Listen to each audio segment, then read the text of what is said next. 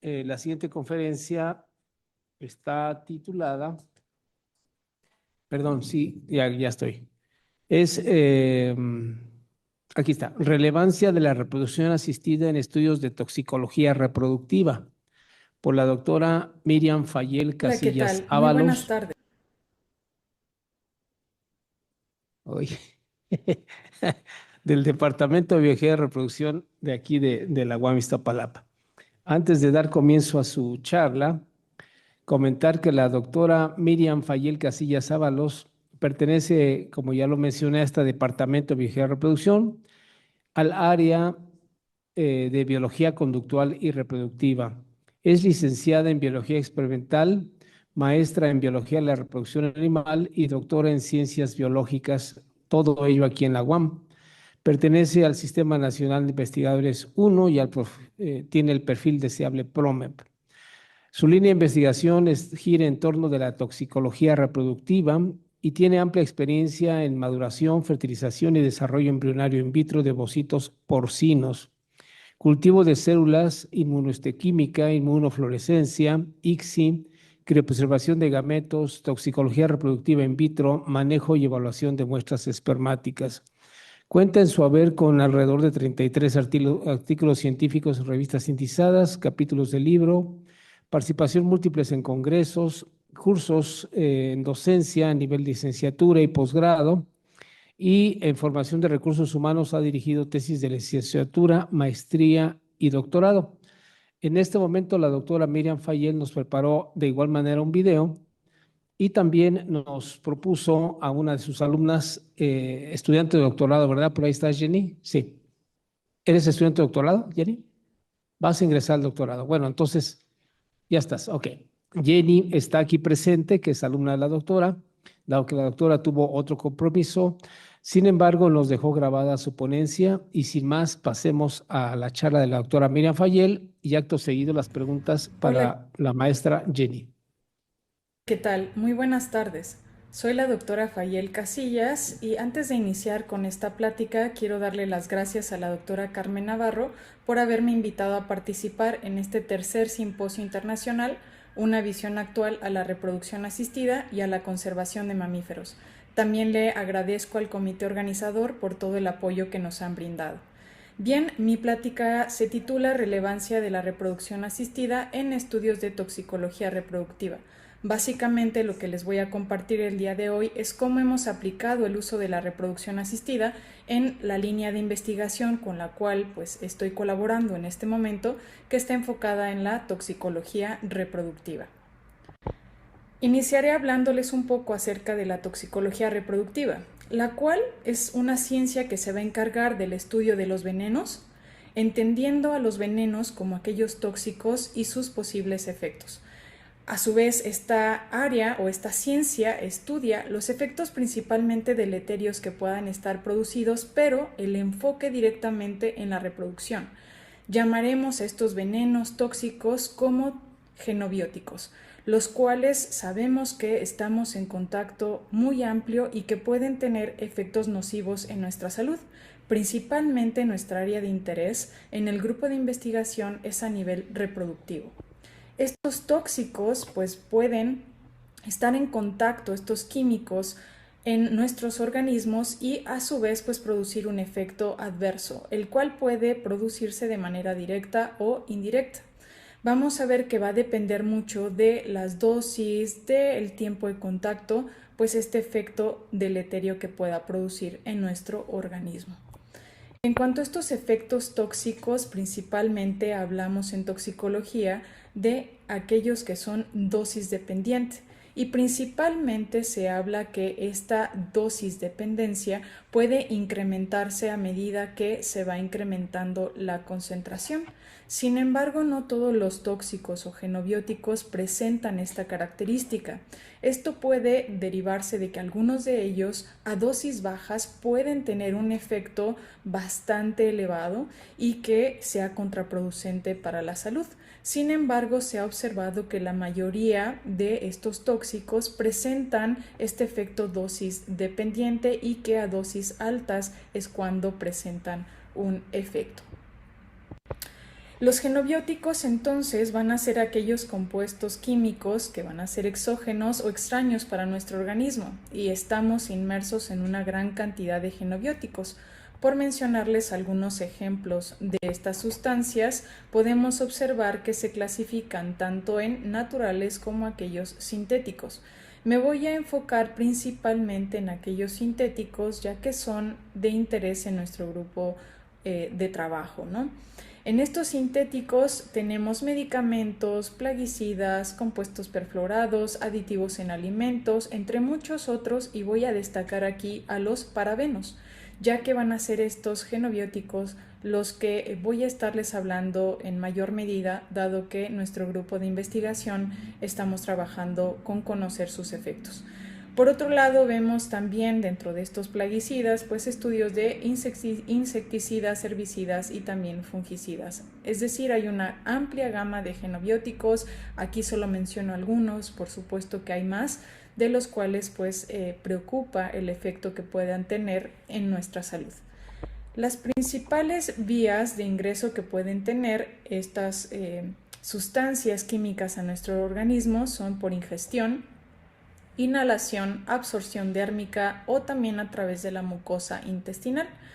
Estos genobióticos pueden o no causar daño y va a depender, como ya se los mencionaba, de su concentración y cómo es que se biotransforman en nuestro organismo, ¿no? Si es que algunos de estos tienden o se bioacumulan, pues también va a ser un efecto a considerar, ¿no? ¿Cuál ha sido la importancia del estudio de los genobióticos en la reproducción? Cada vez, como podemos observar en esta gráfica, ha habido un incremento en la importancia o en el número de estudios que están enfocados en esta área. Y esto se debe a que desde 1965 hasta la fecha este incremento es porque ya hay varios reportes que han mencionado que causan alteraciones, principalmente pues en la fertilidad.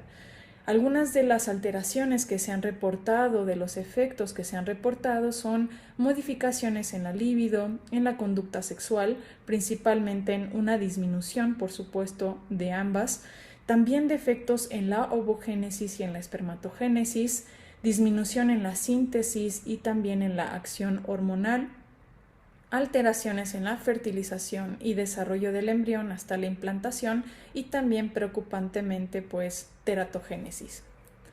Derivado de estos efectos, pues sabemos que en estas tasas de fecundidad o fertilidad en México, según reporte el INEGI, disculpen que el dato no sea 2024 o 2023, que ya se tiene el 2023, en el INEGI solamente se tiene hasta el 2022, podemos observar en esta gráfica que el número de nacimientos registrados en nuestro país pues ha ido en descenso, ¿no? Aquí vemos pues interesantemente alrededor del 2020-2021 esta disminución que corresponde a lo que vivimos de la pandemia, pero pues en la actualidad vemos esta tendencia a la baja. Que por supuesto estas tasas de fertilidad son multifactoriales, es decir, no significa que sean debido única y exclusivamente al uso de genobióticos, sino que pueden ser otros factores como elección propia de no tener hijos en la actualidad o múltiples motivos, ¿no? Sin embargo, uno de ellos, por supuesto, algo que puede estar interfiriendo, pues son los genobióticos. Se estima que en nuestro país hay aproximadamente 5 millones de parejas que tienen problemas de fertilidad y que desafortunadamente menos del 50% de estas acude con un especialista para su diagnóstico y para buscar un tratamiento. Por supuesto que esto no es exclusivo de nuestro país, sino que estamos hablando que a nivel mundial las tasas de fertilidad pues han ido disminuyendo. También pues todo esto de los genobióticos y del uso de sustancias no es limitante únicamente en nuestro país, sino que es un problema global.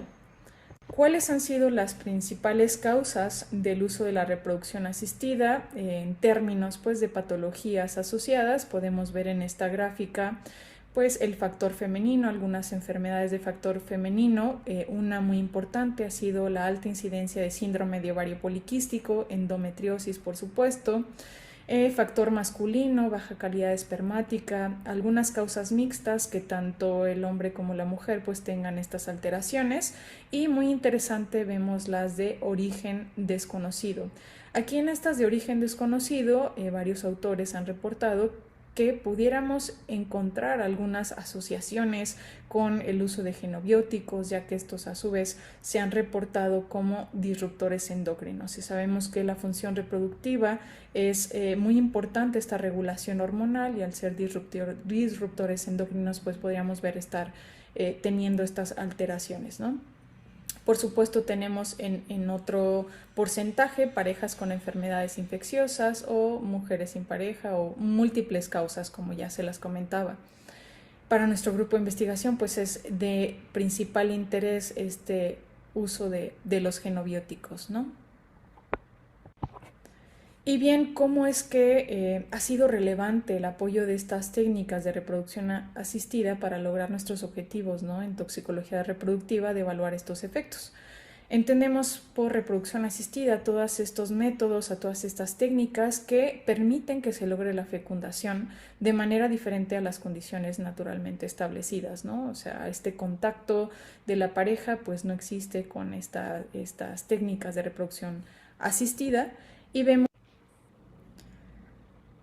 tenemos una amplia clasificación de las técnicas de reproducción asistida, y podemos observar en esta diapositiva a la inseminación artificial, a la fertilización in vitro, la inyección intracitoplasmática de espermatozoides, la selección fisiológica de espermatozoides, otras como la selección morfológica de espermatozoides o IMSI, también la clonación, las técnicas de criopreservación. Voy a enfocarme a hablar principalmente de algunas de ellas, que son las que estamos aplicando en investigación, principalmente pues la maduración y la fertilización in vitro. Como pueden observar en estas imágenes, nosotros en el laboratorio trabajamos con la maduración de los ovocitos, los cuales los preparamos para posteriormente ser fertilizados. Utilizamos al modelo porcino, estas muestras, estas fotografías son de cerdos, y utilizamos este modelo dado que tiene una amplia similitud con el humano y lo hace un modelo pues muy apto para poder realizar este tipo de estudios. En esta primera imagen a la izquierda se puede observar ovarios de cerdas prepúberes, los cuales los colectamos en un rastro local y los transportamos al laboratorio para poder realizar la punción folicular. Hacemos la punción folicular y esto nos permite pues colectar a los ovocitos, ¿no? Como se observan en la imagen a la derecha, y podemos ver que pues estos presentan su capa de las células del cúmulo, las cuales son muy importantes por sus funciones tanto de nutrición para el ovocito como también de alguna manera estar controlando el arresto y la reanudación meiótica. Posterior a esto, a esta colecta, pues hacemos la maduración in vitro, hacemos un cultivo, y durante 44 horas pues esperamos que estos ovocitos sufran esta expansión de las células del cúmulo, como se ve en la imagen, se ven más expandidas, y posteriormente pues los desnudamos, es el término que utilizamos, se las quitamos para hacer la fertilización in vitro con la muestra espermática. Aquí les muestro una imagen de laboratorio en donde se ve un ovocito que está siendo utilizado para la fertilización in vitro, y vemos ahí algunos espermatozoides que ya se están pues adhiriendo o ya están tratando de entrar a través de la zona pelúcida.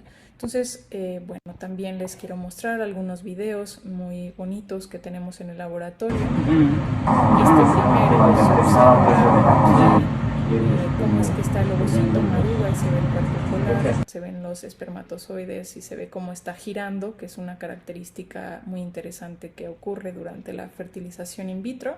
Y en este otro se ve pues cómo ponemos en cultivo a los ovocitos con los espermatozoides y cómo el ovocito gira.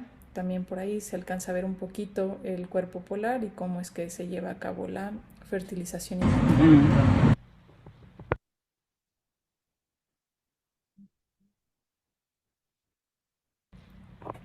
También otra de las técnicas que hemos realizado es la ICSI, Como se puede ver en esta imagen de video, pues hacemos la inyección directa del espermatozoide al citoplasma del ovocito y pues de esta manera buscamos ver si los genobióticos, específicamente los parabenos, tienen algún efecto en alterar estos procesos, ¿no? La fertilización, la maduración, y ver el impacto que pueden tener a nivel reproductivo, tanto femenino como masculino. Lo iré hablando un poquito más adelante.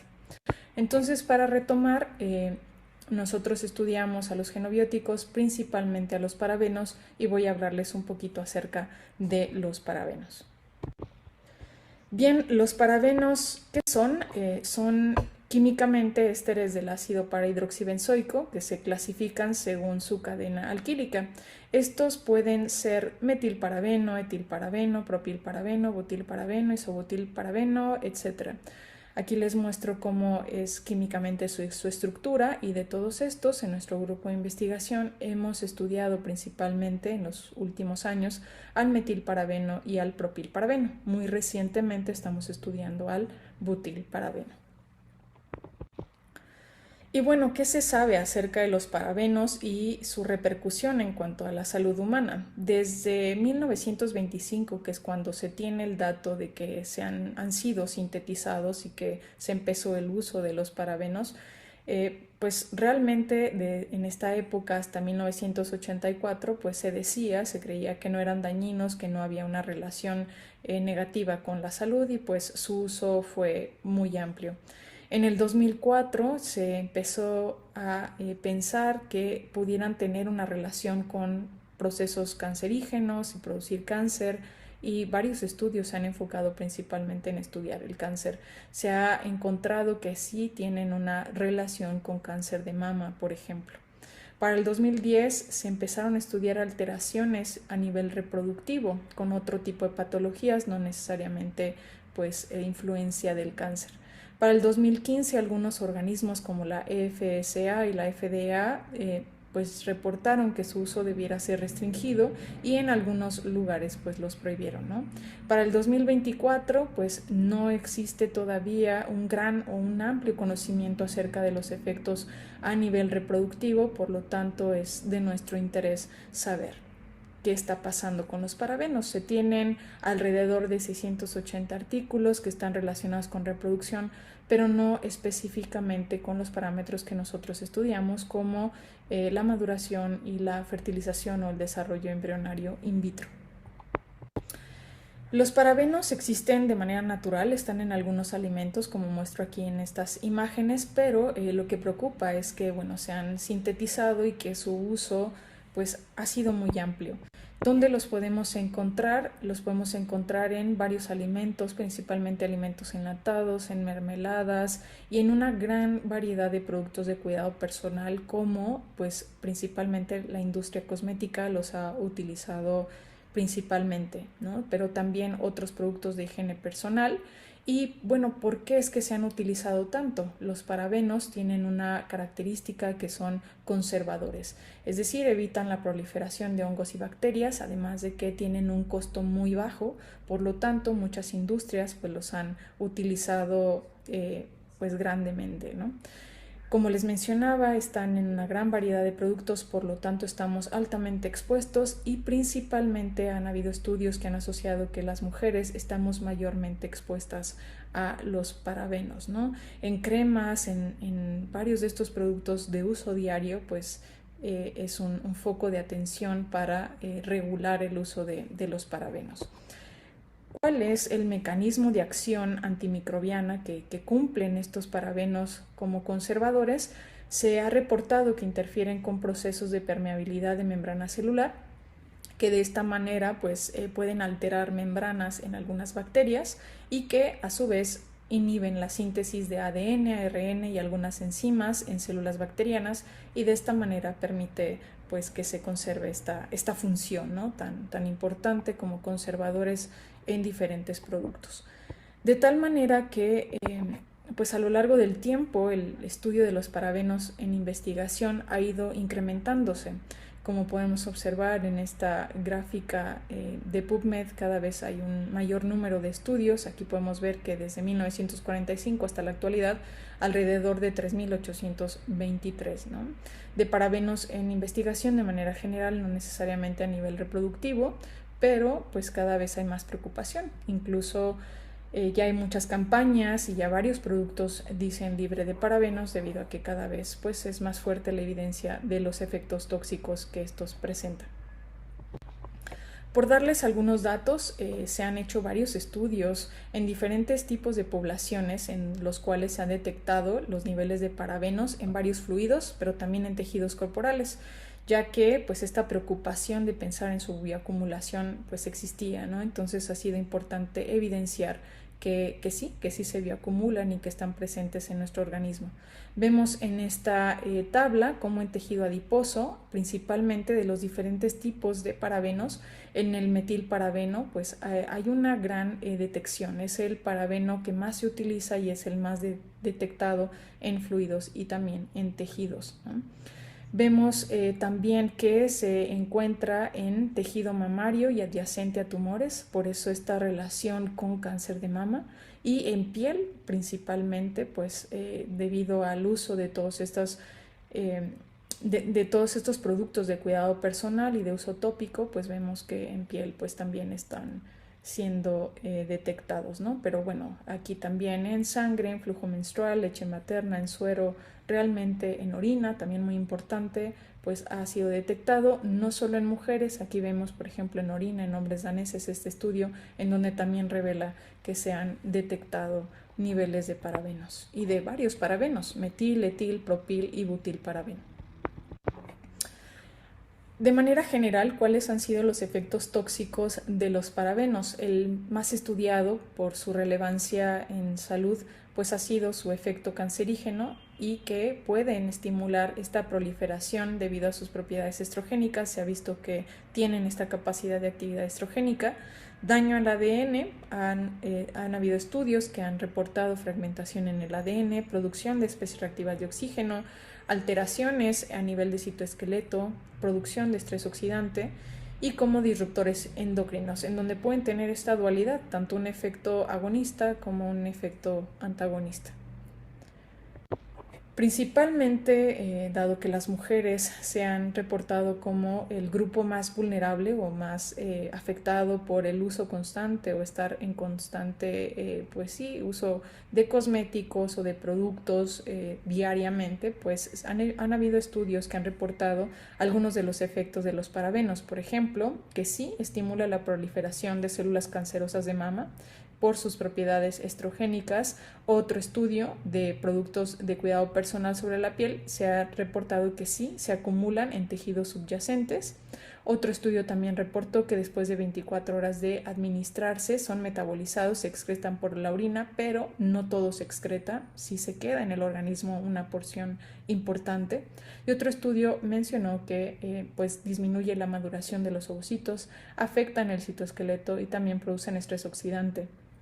Este estudio de Meng fue muy importante para nosotros debido a que fue el primer estudio en donde se daba esta relación en los procesos reproductivos que nosotros estudiamos, y lo tomamos como un antecedente de alta relevancia.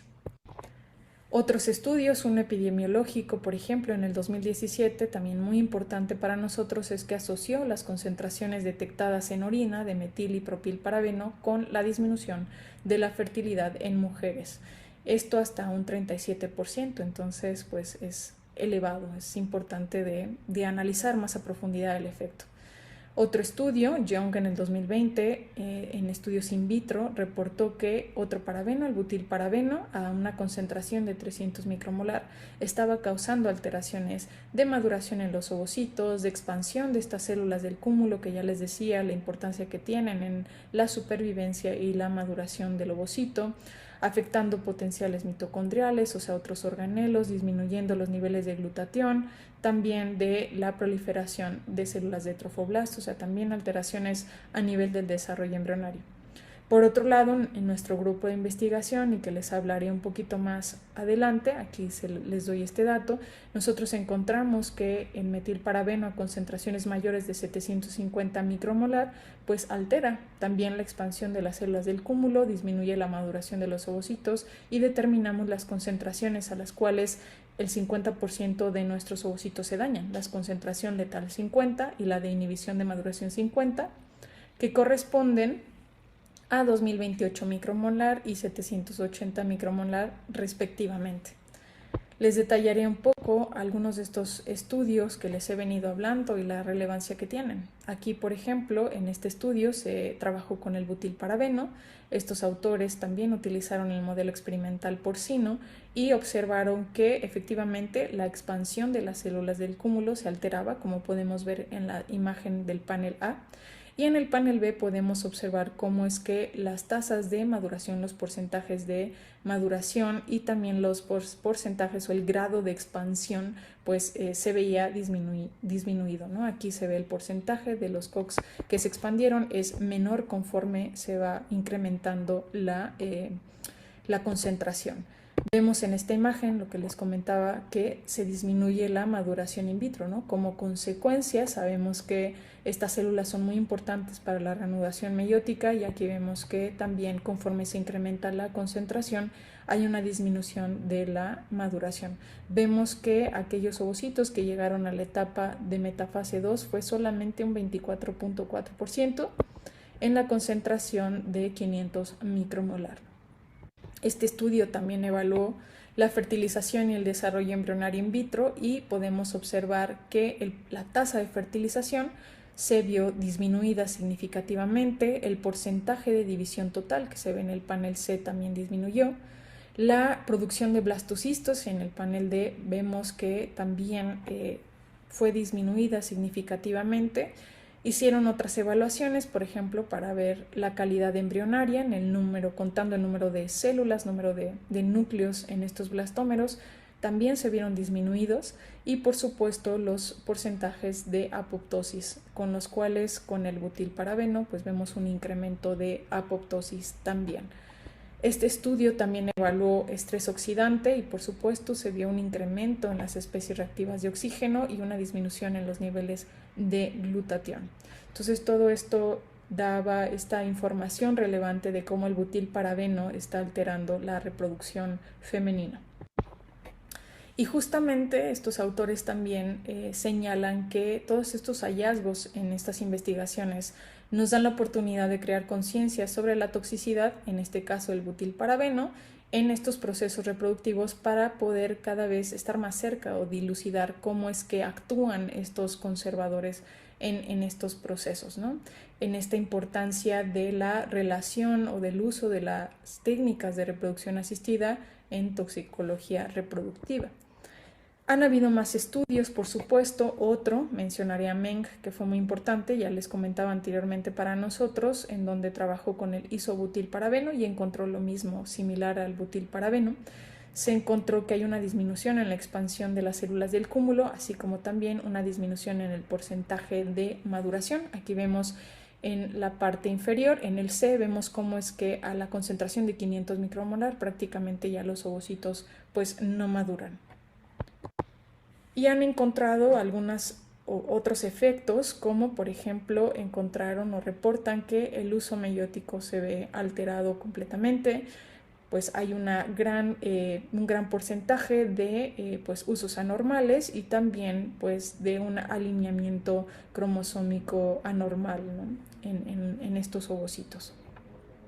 De tal manera que ellos concluyen con que el isobutilparabeno pues, puede tener efectos desde el primer contacto con las células del cúmulo, produce especies reactivas de oxígeno, también apoptosis debido a que hay un daño mitocondrial también, alteraciones también incluso a nivel de la metilación y también del citoesqueleto. Entonces, pues una gran cantidad de estructuras estarían alterando los parabenos. Ahora les quiero platicar un poquito acerca del grupo de investigación o de la colaboración que tengo con otros doctores de otro departamento, que son del Departamento de Ciencias de la Salud, y que trabajamos precisamente con toxicología reproductiva. Ellos han tenido ya muchos años de experiencia trabajando con el efecto de los tóxicos, no únicamente de parabenos, también han evaluado herbicidas, plaguicidas y también compuestos perfluorados. Y bueno, colaboro con el doctor Miguel Betancourt Rull, el doctor Eduardo Casas Hernández y más recientemente con la doctora Alma López. Y por supuesto, pues nuestro grupo también formado por todos nuestros alumnos, quienes son los que mayormente hacen pues todo el trabajo, ¿no? en los experimentos, pues también con ellos los estaré mencionando muy importantemente en esta presentación. En el grupo de investigación, en esta colaboración que tenemos, hemos trabajado inicialmente con el metilparabeno, ya que es el más utilizado en productos cosméticos, alimentos y también en medicamentos. Es el más económico, es el parabeno más soluble, es el de cadena más corta y se ha utilizado no solamente, digamos, que en un producto esté solo el metilparabeno, también se ha mezclado con otros parabenos para exacerbar su efecto. En cuanto a los productos, principalmente se ha visto que con el propilparabeno es la combinación que más se utiliza, ¿no? Podemos ver que existe esta presencia del metilparabeno en alimentos de forma natural o de forma sintética, y un estudio, Sony en el 2005, estimó cuál es la concentración a la cual estamos de alguna manera expuestos por día y calcula que es alrededor de 76 miligramos por día, 1 miligramo proveniente de alimentos, 50 miligramos en productos de uso personal, como ya lo comenté anteriormente, y también 25 miligramos al día en medicamentos. En estos recubrimientos de los medicamentos, pues se ha visto que se utiliza el metilparabeno. ¿Qué hemos reportado con respecto a los efectos? Hemos reportado recientemente, en el 2020, si hace unos años, vimos que el metilparabeno de manera in vitro en este proceso de maduración, utilizando el modelo porcino, pues causa alteraciones. ¿Qué alteraciones encontramos? Similar a lo que reportaron Meng y Young, nosotros encontramos que efectivamente tienen un efecto en disminuir la expansión de las células del cúmulo conforme se va incrementando la concentración. Nosotros encontramos que con el metilparabeno, a partir de 750 y 1000 micromolar, que son concentraciones más altas que las que reportaban otros autores, pues estamos encontrando esta alteración. También reportamos los porcentajes de viabilidad y de maduración in vitro de los ovocitos, y vemos en esta gráfica cómo este efecto es dosis dependiente. A medida que se va incrementando la concentración, va bajando la viabilidad, así como también va bajando las tasas de maduración in vitro, ¿no? Entonces vimos específicamente en la maduración in vitro cómo es que a las concentraciones de 750 y 1000 micromolar vemos un incremento en los ovocitos que se quedan en etapa de vesícula germinal, y que muy pocos o en menor porcentaje, menos del 40%, casi el 30%, están llegando a metafase 2, lo cual podría estar explicando una relación de los parabenos con las bajas tasas de fertilidad, ¿no? en mujeres debido a estas alteraciones en los ovocitos. También encontramos otros efectos como la disgregación de la cromatina en ovocitos. Esto se observó a 1000 micromolar, y pues no descartamos estos efectos que ya habían sido reportados anteriormente con otros parabenos de daños a nivel cromosómico en el uso o también en otras estructuras del ovocito. Un estudio aún más reciente que lo publicamos este año, hace unos meses, podemos pues mencionarles también que era de nuestro interés no solamente estudiar la parte femenina, sino que también evaluar el daño a nivel espermático. En este trabajo se estudió el metilparabeno y el propilparabeno, pero también la combinación de ambos, ver si el efecto combinado podía incrementar un efecto adverso o ver qué podría estar pasando a nivel de los espermatozoides. Y lo que encontramos fue que estos parabenos de manera individual o combinada, en todos los casos, pues alteran tanto la viabilidad espermática como la reacción acrosomal. Solamente encontramos que el metilparabeno en las concentraciones que nosotros utilizamos no dañó el acrosoma.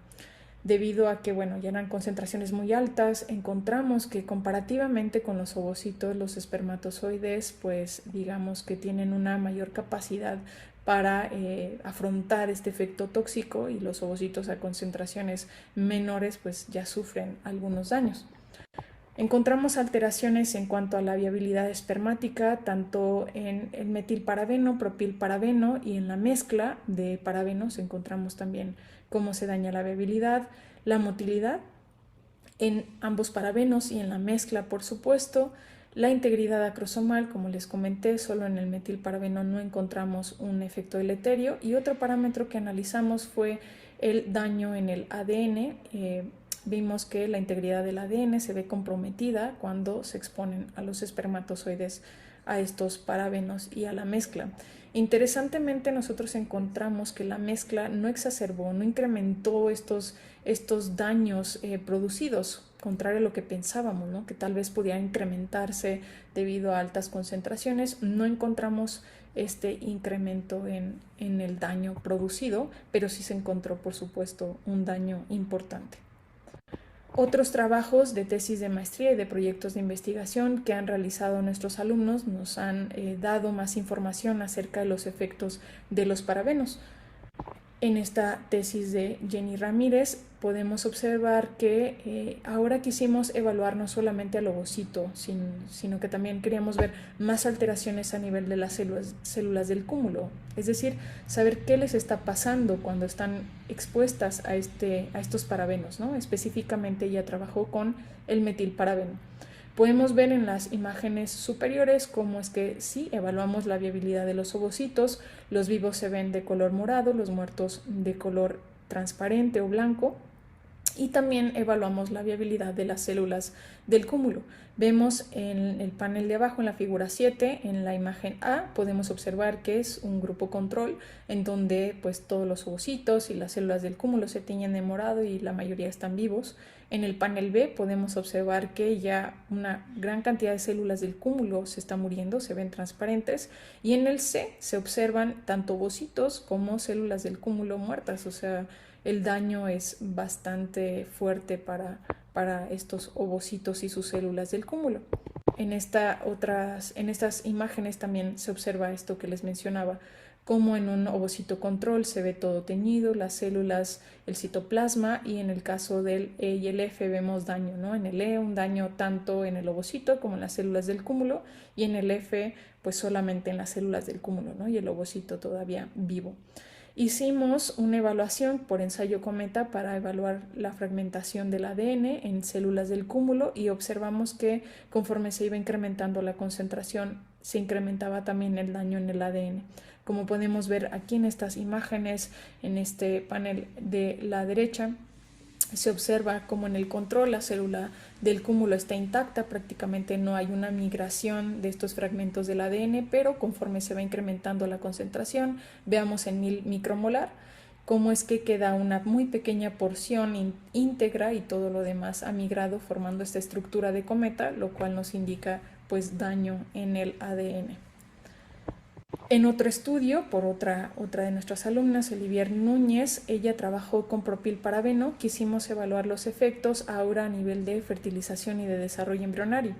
Aquí les presento algunas imágenes de algunos embriones que se estuvieron produciendo en diferentes etapas de desarrollo, y lo que encontró fue que a medida igual que se va incrementando la concentración, por ejemplo aquí en la concentración de 300 micromolar, pues prácticamente la viabilidad y la producción embrionaria eran casi nulas, ¿no?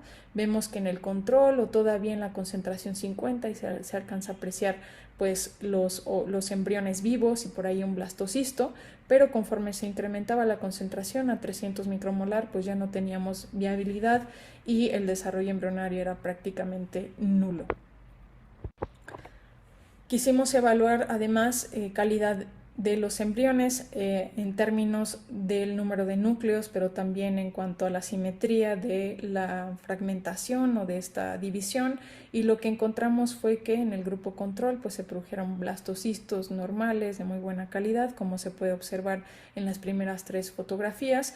Posteriormente vemos en la concentración de 100 micromolar cómo es que ya había esta granulación citoplásmica, no una adecuada simetría en el desarrollo de los embriones, y bueno, vemos que en la concentración de 150 pues también, aun cuando se ve ahí un embrión de 2 células, pues prácticamente vemos que el patrón de división es irregular y que prácticamente hay fragmentación.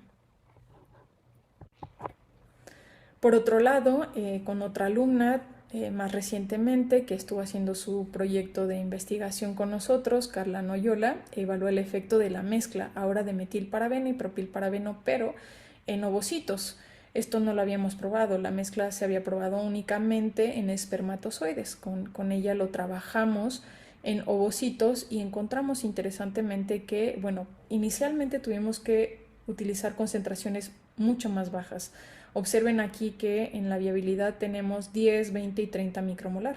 Nosotros empezamos utilizando concentraciones de 100 micromolar, 200 micromolar por los estudios previos, pero observamos que esas concentraciones pues prácticamente no hay ovocitos vivos y menos que hayan madurado. Entonces tuvimos que disminuir considerablemente las concentraciones. Son concentraciones muy pequeñas a las cuales pues preocupa porque podemos estar expuestos pues realmente en los productos, y lo que nosotros encontramos es que la viabilidad no se alteró en estas concentraciones, pero la maduración sí.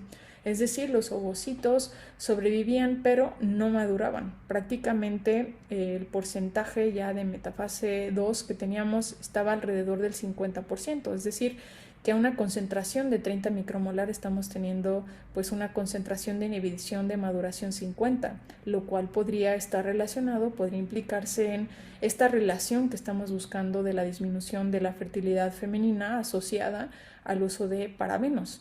Y sobre todo que, bueno, mucho se critica con respecto al uso de altas concentraciones en estudios in vitro, ¿no? Si realmente estas concentraciones que usamos pueden de alguna manera extrapolarse a lo que podríamos estar en contacto diario en los productos.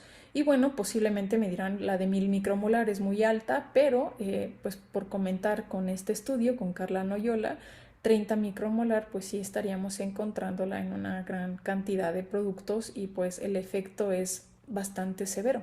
Contrario e interesante a lo que encontramos con espermatozoides, que la mezcla no incrementó el daño o que a concentraciones más bajas pues no vimos estos mismos efectos, ¿no? De tal manera que en mujeres pues esto puede ser más deleterio, ¿no?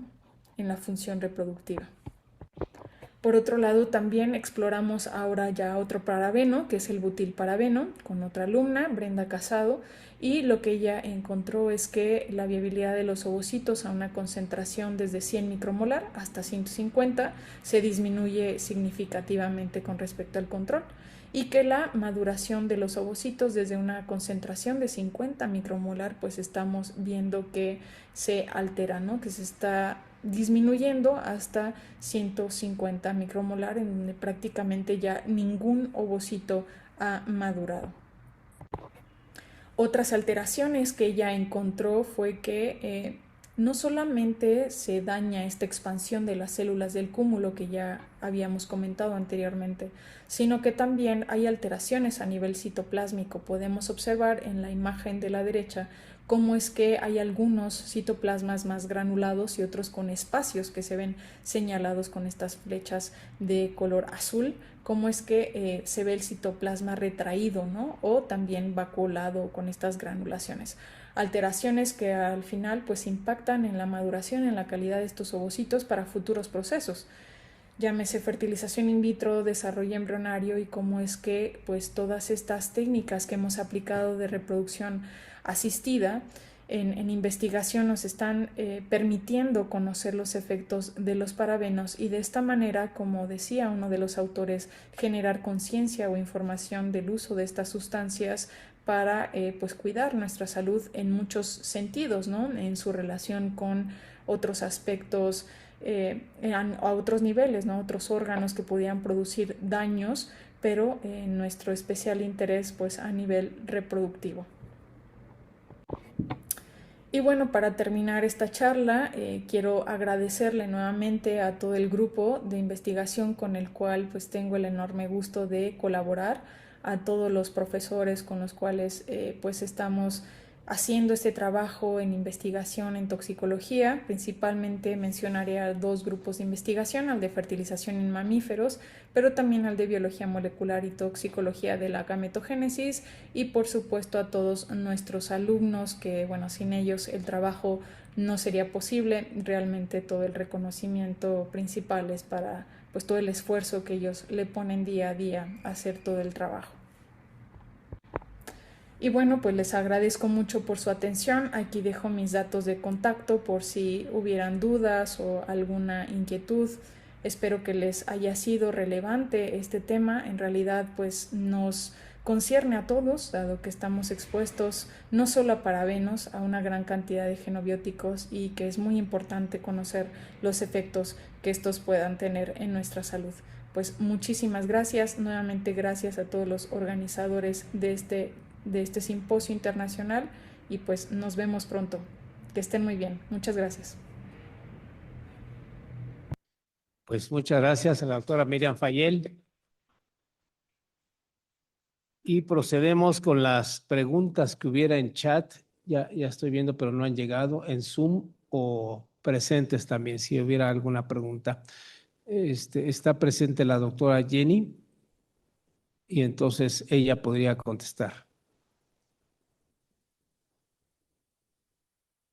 Ahí hay alguna, sí. Hay una. Sí, adelante. De la doctora Gisela. ¿Los parabenos entran a la célula para causar los daños que refiere? Bueno, buenas tardes a todos. Pues bueno, en los estudios que realizamos básicamente estamos intentando dilucidar pues cuál es el mecanismo. Dependiendo del tamaño del parabeno, pues ellos son bastante, digamos, pequeños en su peso molecular y por su estructura. La teoría que se tiene es que ingresan por difusión simple a la célula y actúan a nivel de la membrana de la célula como tal y de las membranas mitocondriales. Entonces, pues sí, lo que se postula es que estos parabenos logran ingresar a las células y por eso pues hemos logrado observar daño principalmente a nivel del ADN, de producción de especies reactivas y estrés oxidante. Muy bien. ¿Tienes alguna otra, doctor Trejo? De los presentes. ¿Alguna otra pregunta? El doctor Canseco tiene una pregunta. Hola, buenas tardes. Bueno, excelente trabajo también, como todos los anteriores. De hecho, bastantes técnicas involucradas ahí. Mi pregunta es, por ejemplo, se ha detectado estos parabenes en varios tejidos.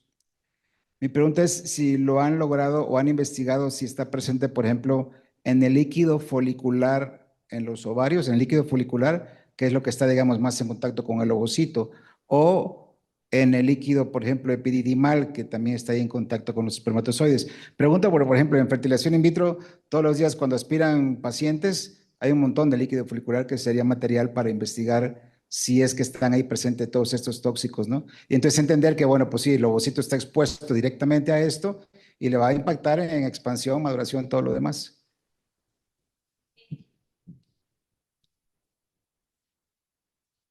Pues casualmente nosotros no lo hemos investigado, ¿no? En fluido folicular no hay reportes, pero hace poco sí hubo un reporte de presencia principalmente de metilparabeno en el líquido seminal. Entonces, pues eso también nos ayuda como a decir, bueno, las concentraciones, como lo mencionaba la doctora, el tema, la toxicología a veces es contradictorio por las concentraciones altas, pero lo importante a recalcar es que estas moléculas son capaces de bioacumularse y sobre todo que tienen el alcance a ciertos tejidos y a ciertas componentes celulares que obviamente pues van a afectar aún más el proceso reproductivo, como es el plasma seminal. Otra pregunta. Acá con el doctor Trejo. Sí, adelante. Sí. ¿Saben si existe alguna sustancia capaz de secuestrar a los parabenos? No, la verdad ahí sí desconozco, no hay reportes ni estudios de moléculas capaces de secuestrar. y no, ahí sí no. El EDTA y el EGTA generalmente son atrapadores de moléculas pesadas como el plomo, pero bueno, igual y a lo mejor por ahí pudiera haber alguna guía para esto, no sé, no desconozco. Aunque la antes. Yo tengo una pregunta, Jenny. El grupo, como se mencionó, ya ha venido trabajando con esto desde hace muchos años. La pregunta es, ¿se han vinculado con otro grupo que cuantifique concentraciones de estos elementos en líquidos corporales?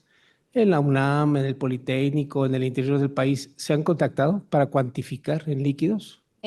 Pues que yo conozca en este momento, no, doctor. La idea ahorita, digamos como de perspectivas, es obviamente ahondar más en el tema de cuál es el mecanismo de acción de los parabenos. Aún hay muchas cosas más por investigar y la idea también es probar otro tipo de conservadores naturales que están buscando reemplazar los parabenos, ya como yéndonos hacia otro lado, pero no ha habido una vinculación así como para ese proceso puntual. No, doctor, pero pues sí estaría interesante como plantearlo para poder, digamos que nosotros también tener esos valores y esas cifras exactas de en qué porcentaje podemos encontrar y en qué concentración los parabenos en algunos fluidos. Sí, me parece muy importante porque lo que nos decía el doctor Canseco, orientado hacia reproducción humana, todos los días hacen extracciones y tendrían líquido folicular de mujeres. Y ustedes trabajan con cerdo, tendrían líquido folicular de cerdos que pudiera ser cuantificable para esto. Aquí en México existe un dicho, perdón, que dice, poquito veneno no mata. En tu país no sé si exista este dicho, porque finalmente pues la reproducción sigue, los animales siguen esto, es decir, aunque sepamos que hay productos tóxicos, generalmente el cuerpo también hace lo propio por salir adelante, mecanismos de defensa, inactivación, excreción, en fin, una serie de elementos. Y esto lo comento porque se mencionó aquí en la charla que existen estos compuestos de manera natural. Por lo menos aquí lo mencionaron algunos vegetales o semillas, otros. ¿En el cuerpo existen de manera natural? ¿En el cuerpo de los organismos, cerdos, humanos, existen? O sea, que de manera natural podamos encontrar algún porcentaje de los parabenos como tal. Sí, sí. Pues yo considero que sí, no son muchos los alimentos en los cuales hay parabenos ni en proporciones muy grandes. Entonces, algo que se ha estudiado claramente es que el metabolismo de los parabenos es muy eficiente. ¿Sí? El problema está en la bioacumulación. Entonces, aparentemente el metabolismo, la biotransformación se conjuga, se elimina y un porcentaje se queda.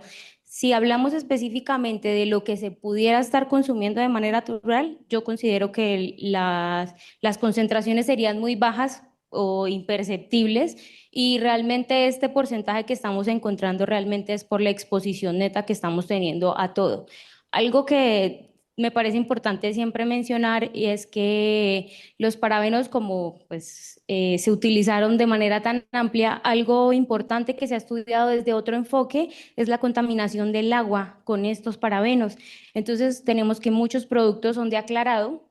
El parabeno, digamos el caso del shampoo, tiene parabeno, se va por todo este sistema de drenaje y la contaminación de los ríos, de las fuentes de agua es muy alta. Entonces hay estudios en peces sobre el efecto de los parabenos en los peces y no por dosis, pues que ellos puedan estar expuestos a productos como en nuestro caso, sino por la contaminación que están teniendo también por estas fuentes de agua, que en dado caso, pues digamos que de manera hipotética podría llegar a producciones y explotaciones de animales y no sería raro de pronto que si hacemos un estudio en cerdos de fluido folicular, por ejemplo, pudiéramos encontrar un porcentaje debido a la contaminación que podamos tener por agua. Entonces eso también como que es importante resaltarlo, que debido a ese uso tan amplio, pues están por todo lado. Están presentes. Gracias, Jenny. Sí, doctor, gracias. Acá hay otra pregunta, por favor.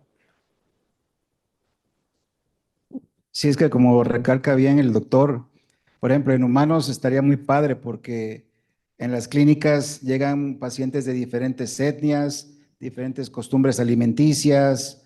Entonces, si eso está en el líquido folicular, que muy probablemente esté, porque si está en líquido seminal, muy probablemente esté en líquido folicular, pero habría que ver cuánto, como dice el doctor, no cuantificarlo, porque estoy seguro que no es igual. Ahí ponían mujeres de Inglaterra que tenían 5,000, no sé qué, y de China tenían 2 o menos o más, ¿no? Entonces, sería muy, muy interesante ver si está en contacto la célula con este tóxico y en cuál es la concentración como que, como dicen, el LD50, ¿no? La concentración que es ya tóxica para las células, ¿no? En animales yo sé que, por ejemplo, estamos trabajando vacas y vamos a sincronizar 100 vacas para inseminarlas. Y de repente al productor se le ocurre bañar contra la garrapata y le pone garrapaticida 2 días antes. El resultado se va al suelo, ¿no? Entonces, obviamente eso va a llegar como es, disruptores hormonales y eso va a pegar. Entonces, pues muy interesante. Ojalá se pudiera ver